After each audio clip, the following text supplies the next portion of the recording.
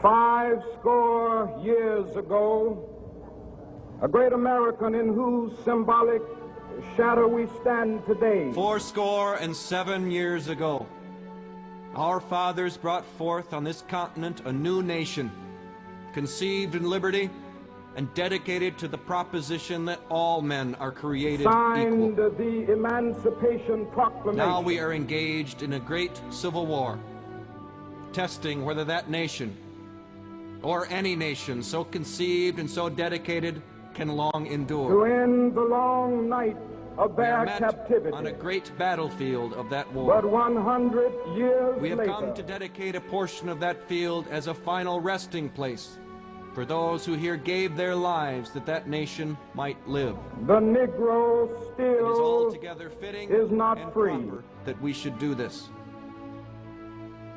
But in a larger sense, we cannot dedicate, we cannot consecrate, we cannot hallow this ground.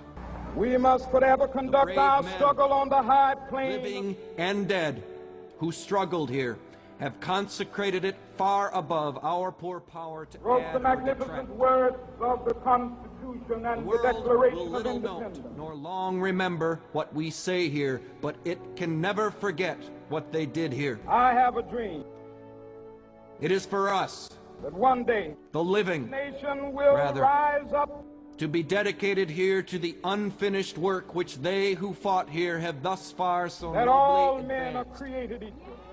It is rather for us to be here, I have a dedicated to the dream great task remaining before us.